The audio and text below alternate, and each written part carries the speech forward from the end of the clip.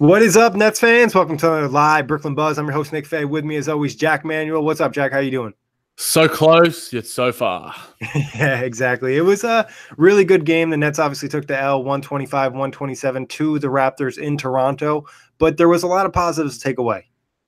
Yeah, absolutely, Nick. To put up 125 points against a tremendously talented defensive team, if not one of the best defensive teams in the league.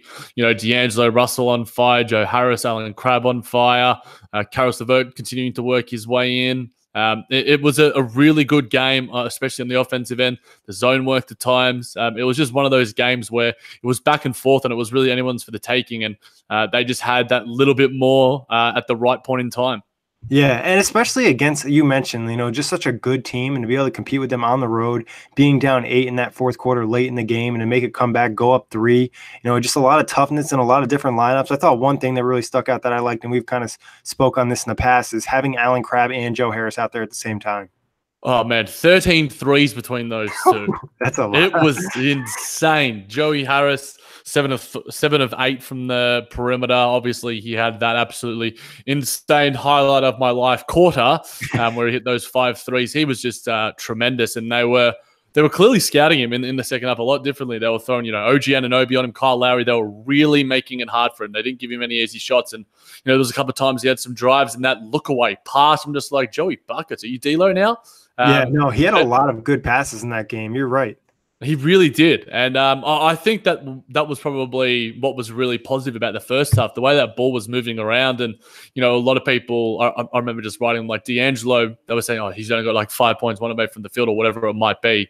I don't remember the exact number, but he looked just composed. And I think that it speaks volumes to him and how he can just impact the game these days. And he just knows what to do. And, another near triple-double. I think one of his last ones was against Toronto as well. And, to outplay Kyle Lowry, he proved that he is the better player, more worthy player at the All-Star weekend. And he's been awesome. Yeah, you mentioned the 14 assists. It was also the secondary assists. I thought he did a great job of getting the offense going, especially like Toronto. You have to make that extra pass, and the team reacted well tonight too. D'Angelo looked like a pure all-star out there. And when he hit that icy 3 at the end, we wish he hit the game winner, but the one before that was beautiful too. Oh, it was absolutely sensational. He's just an absolute stud. He's really turning into something really special, and he's going to be earning himself some big money, that's for sure. But it was one of the best games we've seen from D'Angelo Russell, and we continue to say that, night after night. And we've talked about the fact that at length, he's bridging the gap between his best and his worst, and he hasn't had many bad games of late. And if he continues to do this, then boy, oh boy, he's going to be something special. But yeah, just his passing game, his composure, his ability to read the floor. Yeah, even on the defensive end, in some of those final possessions, you could see him communicating. When Caris LeVert would get up, he's like, no, get back. He would be directing guys out there. A real leader. We've said that before, but we have to keep mentioning it if he keeps doing it. For sure. I think you brought up a great point. The fact that even when he has like his bad moments in the past, he turned that into a bad game. Like he started this one slow from shooting, but then he was able to bounce back in that second half. That third quarter was huge. I think he had 12 points alone in the quarter. And he was doing this against great defenders. He wasn't doing this against scrubs. He was doing this against Kawhi Leonard, OG, Pascal Siakam, Marc Gasol, like guys out there that can really defend. I thought that was one thing that stuck out too about D'Angelo. In the past, I felt like he got flustered a little bit. Yeah, definitely. His composure is something really to behold of late. 8 free throws for those playing along at home, obviously, who aren't really big on the D'Angelo drawing fouls game. He did it tonight. Was it 2 fouls on the perimeter he drew? Yes, 2. Yep. So, he's turning into James Harden a little bit. He's just, and we talked about the fact that, the sort of left-hand herky-jerky is just a bit harder to defend. And, his driving tonight was just brilliant. I remember us chatting early on, and then the fact that, it was like, oh, well, he looks good. We like the aggression, but he just needs to have a bit more composure. And then that third quarter happened, Nick, and he was just driving like an absolute madman. But it was a really great game from him, and it continues to show growth that we didn't necessarily expect. Yeah, I thought some of the finishes in the third quarter were great. And it was like the ones in the first and second quarter, he missed some easy ones where I almost felt like he didn't think he'd be that open at the rim. And I think that's happened to him a little bit. It's kind of adjusting to some of the new defenses that he's getting because he's shooting so well from 3. I think teams are starting to press him a little bit off of that, pick and roll, and also on his mid-range shot. Yeah, definitely. I think that he's rounding out his game nicely on the offensive end, and if he can continue to do that, he's going to have open looks wherever he goes. And despite the fact that it was only 2 of 7 from 3, when he has the ball in his hands and he's making the shots, a lot of them are in and out. Some of them are a little bit short. Some of them might be end of the clock, but you're just super confident when he has the ball in his hands these days. Back in the past, we would talk about his turnovers. Yes, he had 4 turnovers, but he also had 14 bloody assists. So I think it made up for it. And, he was just a general tonight. Yeah, and you talked about being scared with the ball in his hands. Remember, the first 2 months of the season where he had those late game turnovers and it was like, oh, D'Angelo, he's not clutch. And now all of a sudden that narrative's completely changed. You want the ball in his hands and he's taking these big shots and he's hitting big shots. So just a complete turnover and a lot of improvement throughout the season. That's something that really sticks out. You don't necessarily see players do that, but where he started in October and where he is now is really a big difference. Yeah, incremental growth throughout the season. You see it probably more from young players, a guy like Pascal Siakam on the other team. He's just grown tremendously into, a near all-star. Some were saying that, he was probably more deserving than our boy D'Lo. Obviously, we don't agree with that. We don't agree with that whatsoever, but he has been absolutely tremendous and was great again tonight. His speed and body control. But on the net side, Nick, Shabazz Napier, what did you think of his game? I thought he played point guard tonight. I felt like he was very under control, attacked at the right moments during the game. Just a really nice game from Shabazz, obviously 4-4 from the field and 10 points. But he didn't really force anything. I thought that's what really stuck out. 0 turnovers. Yeah, and a lot of the time he was out there with Caris LeVert, and it's just like, why is the ball in Caris LeVert's hands? But at the same time, he was just making the right decision time in, time out, hitting the right shots, passing into the right guys, had some nice plays with Ed Davis, feeding Caris LeVert every now and then. He was great tonight, and if he continues to do that in 17 minutes, that's literally what we want out of him more nights than none, because I know pre-game Coach Kenny was sort of saying that, the ideal rotation is at about 9. Another 10 guys tonight, DeMario Carroll to come back. You'd expect him or Rodions to probably see fewer minutes going forward, but if Shabazz keeps playing like this, then, you can't take him away from him. Yeah, I really don't think you can until at least Spencer comes back. So it'll be something to really keep an eye on. If Shabazz, it made me think about that quote from early in the year where Kenny was like, Shabazz can be our X factor. And like you could kind of feel that tonight. When he was good, the Nets are at like a different level. When he's bad, it really hurts that second unit, especially with Dinwiddie out. Oh, yeah, definitely. And Shabazz, didn't really do anything outside of the box. He was just making the right plays. He wasn't, driving erroneously. He wasn't going out of control. He wasn't forcing any shots. He was just doing what the offense was giving him. And, he was making the right plays, dishing it off where needed. He just had a really nice, composed game. Plenty of our guys did. There weren't many guys that had a bad game. The 2 threes that Trevion Graham hit, I was really not astounded by, but just they looked really in rhythm. And it looks like he's got some form and his legs back. We sort of talked about how, shooting is rhythm. Joe Harris spoke about that on the Full 48 podcast with Howard Beck. Shooting is just a rhythm thing. And the fact that Alan Crabber's got it back so quickly as well, it poses some dangers for opposing defenses going forward. The fact that, this 3-point shooting is start to really click into gear. Yeah, we kind of paid for it in some of those really bad games where we shot like under 25%. Now they're starting to cook, a big night tonight. And you mentioned Graham. If I'm not mistaken, probably in the month of February, obviously small sample size, but his 3-point shooting seems like it's closer to high 30s than low 30s. So he's really improved, and that's something he can kind of do to keep his minutes in the lineup. What do you think about Jared Allen? I thought he had some really good flashes tonight. Yeah, absolutely. I think, against a guy like Marc Gasol, it's always going to be tricky. He's one of those bruisers, Serge Ibaka as well. Those guys just probably bullied him a bit down low. But also, if you get good positioning against a guy like Jared Allen, it's over. There were some shots that he did contest, and he made him look good. But there were some really nice pick and roll plays at the same time. He ran the floor hard, nailing some screens, getting some uncontested dunks. He's continued to grow. And just the fact, 3 rebounds probably isn't enough, but across the board, I think that's probably the one area where we started okay, but then we really tapered off. I think our rebounding was probably one of the areas where we lost the game. That and probably points in the paint. Yeah, it's like they played the zone late in the game, and that helped them get back defensively. But there was a couple possessions where having those small lineup out there, because at one point they were playing like Jared Allen, Caris LeVert, Alan Crabb, Joe Harris, and D'Lo. There just wasn't enough rebounding, or the guys weren't boxing out enough to really put themselves in position to win. One play for Jared Allen that really stuck out for me, this is something I like to see, and we talked about it before, is his patience. I want to say D'Lo threw him an oop, but he wasn't able to go up and finish it, so he came back down, went back up, and got the and one. Yeah, I really love that play from Jared Allen. You just see those moments from him where you just go, yeah, he's starting to figure this thing out. And, it's going to take a few games. It's going to take a few years. But, you see those moments where it all starts to, the light bulb moments start to sort of hit. And he's been great. And, 3 rebounds for me is just, it's not enough. But, we only had, a couple of guys with 5 or more.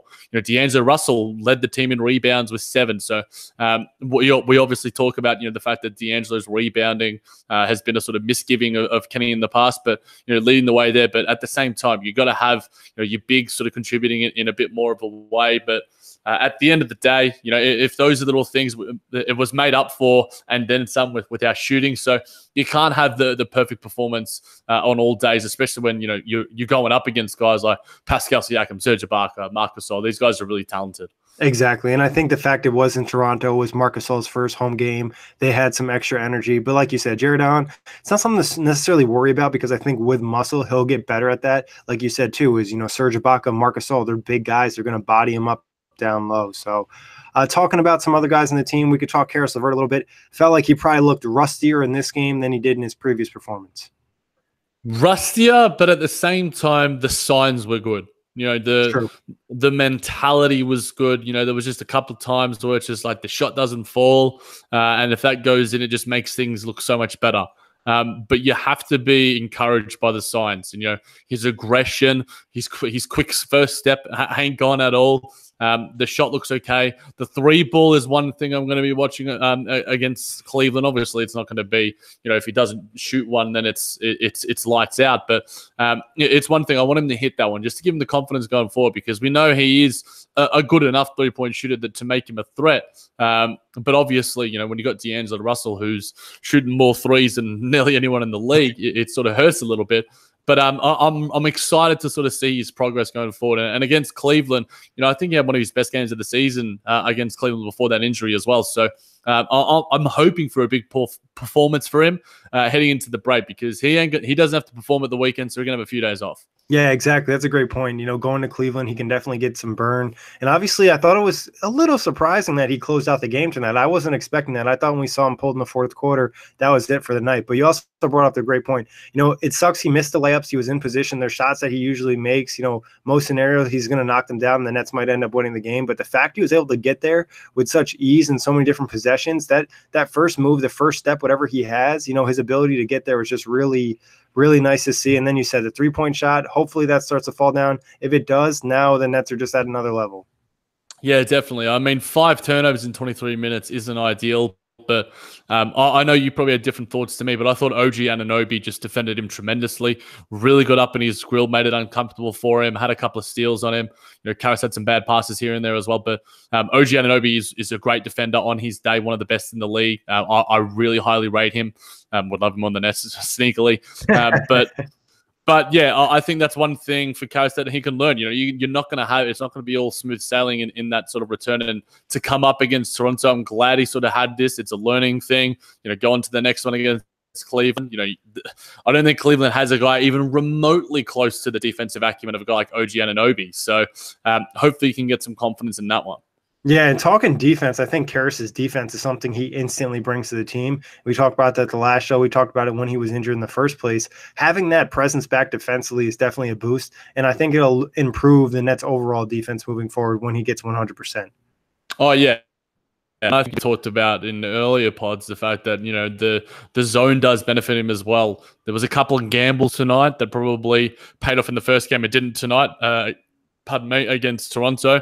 But he is a really great defender and someone that can turn into really someone really special on that end of the floor. And just adding that defensive talent, having him, Trevion Graham, Rodions, maybe even in Rondé on his day as well, it just makes the team so much more dangerous on that end of the floor. And defense is so important to what the Nets are doing, and the different looks that we're throwing, whether it's one-on-one or zone. Caris LeVert's going to be a big part of that for the rest of the season as we look to solidify our spot in the playoffs. Jack, anybody else you want to talk about in terms of player-wise?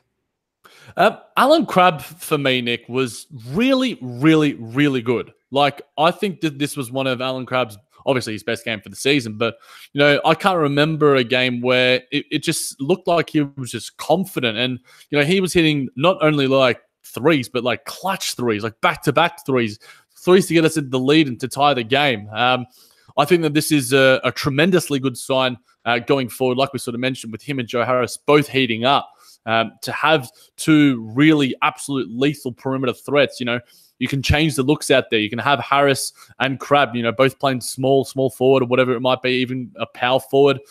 They've just got some versatility there. If you have a Jared Allen at the 5, whatever it might be, it just really bodes well. And despite the fact that those continued rumor trade proposals come up, Alan Crabbe is making it anything but. And I think Coach Kenny said before the game as well that he was just hungry to get back out there. And we can certainly see that hunger in the way that he's playing these days. Yeah, you talked about the confidence. That instantly stuck out. I believe there was one play where he ended up getting a steal on Toronto's end on like an inbound or a rebound. And instead of just like waiting for his team, he just took one step back, knocked down the 3. And there's just like certain times with his release and just the way he kind of lands, you almost know it's going in because he looks so confident shooting it. Yeah, him and Joe, it's just like the form just looks tremendous. And the Alan Crabbe, they're just super pretty and they get everyone going. It's going to bode well for him going forward. Another 20-point plus performance. And Joe Harris as well was just absolutely insane because I think we sort of talked about, when's the day going to come when both of them are firing. It did happen today. Unfortunately, it was a loss, but it just shows you when you have those two guys heating up, you're going to shoot, 43s and make 20 of them, 13 coming from two of the best three-point shooters in the game when they're on their game. Yeah, exactly. It just gives a whole nother element to the team. And this is what you'd probably classify as a good loss. We're not in last year where, we're happy about losses, but this is a really tough team to beat in Toronto. So like we talked about, there's a lot of good things to take away from this one.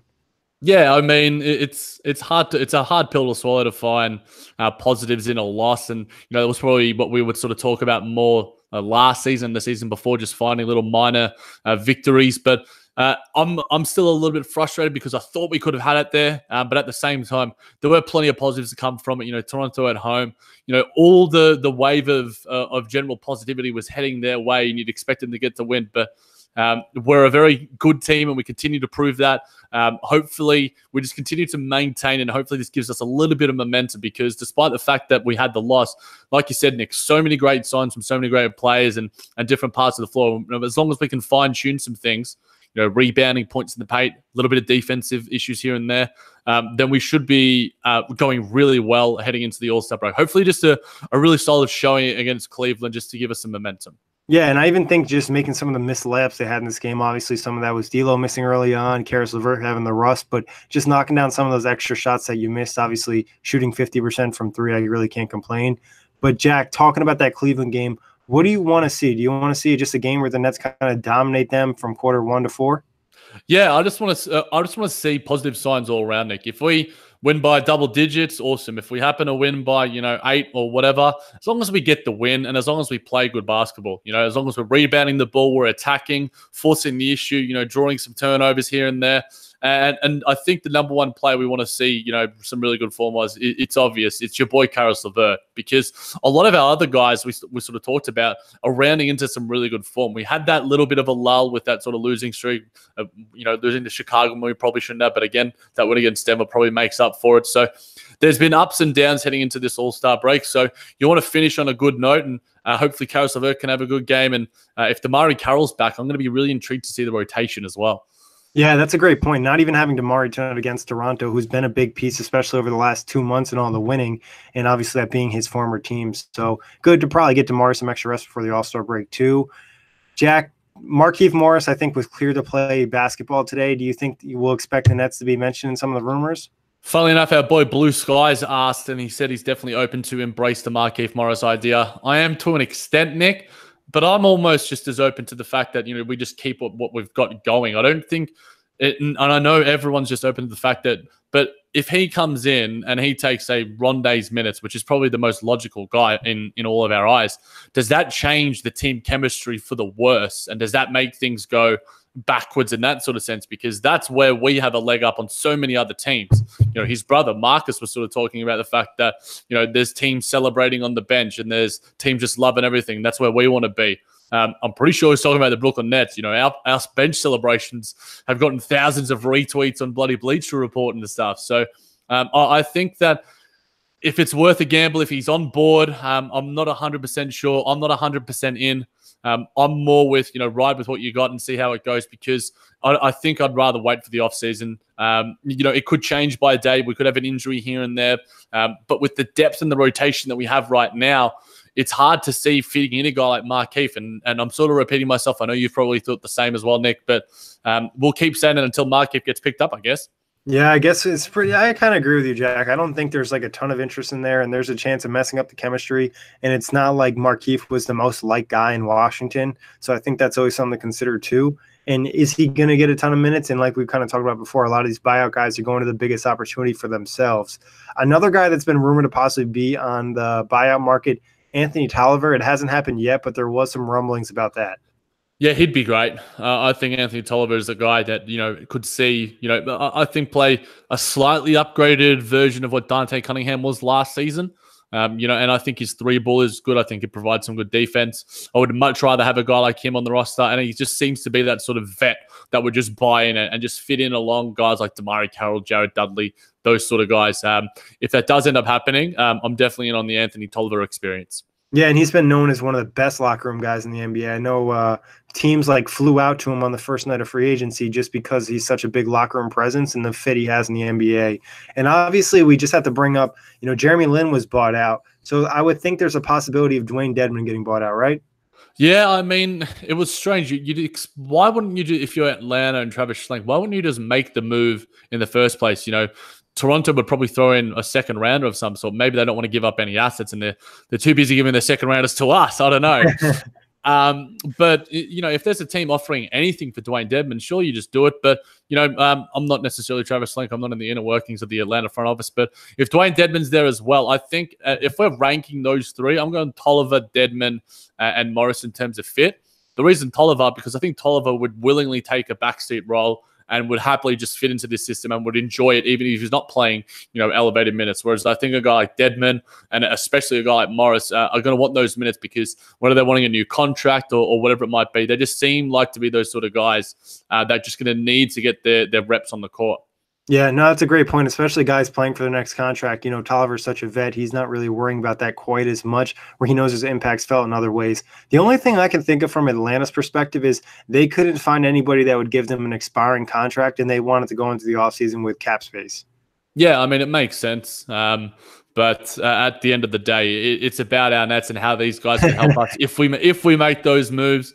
But I'm very happy with what we got right now, Nick. Again, in terms of the forward position, Jared Dudley will be back sooner rather than later. I think he's doing some semblance of basketball activities. I'm not necessarily sure how active he has been, but when he comes back as well, he'll add something. So, we talk about our depth. We're getting guys back right at the right time. If we're healthy, and especially with the fact that this last stretch of the season, these last 20, 30 games is going to be tougher than any other. I think we're a top 5, if not higher than that, in terms of strength of the remaining schedule. So it's going to be a tough stretch, and we're going to need those healthy bodies.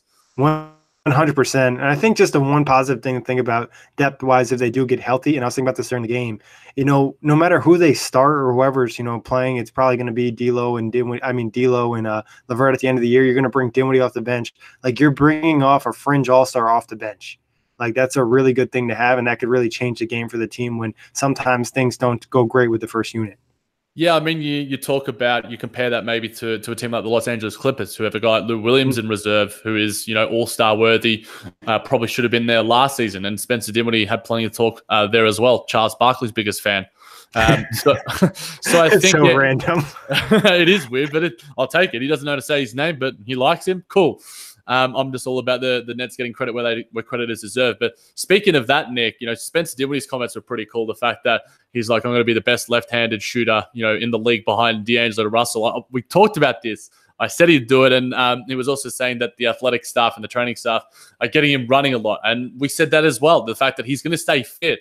He could come back better. He could come back. He's going to be super duper hungry. We talked about Alan Crabb and his hunger, but Spencer Dinwiddie, I'm just so excited for him to come back because he's got a good swagger to him. He's a great teammate. Spencer Allen. Combine their two names like a bromance. That'd be a really good player. That'd be an amazing player. But yeah, Jared Allen's going to love him. It's going to give us a completely new dimension and something we're going to need, like I said, because this end to the season is going to be very tricky. Yeah, 100%. The schedule's tough. They got that long West Coast trip in March. So it's going to be important to take care of business when you can and kind of steal games. Tonight would have been a nice one to steal. Hopefully they can steal some moving forward. Jack, you want to touch anything else before we get out of here? Nah, nothing off the top of my head, Nick. Obviously, positive things heading into the Cleveland game. We've talked about plenty of it, but to all you guys watching now on YouTube and asking us in the comments and stuff, we appreciate all that as always, and we'll continue to do this whenever your boy isn't employed and at work. Whenever Jack gets a day off, we'll be good to go. But like Jack said, big thanks to everybody checking us out. YouTube, iTunes, whatever it is, Blog Talk Radio, OTGBasketball.com, NetsRepublic.com, wherever you follow or listen, we really appreciate it. And go Nets.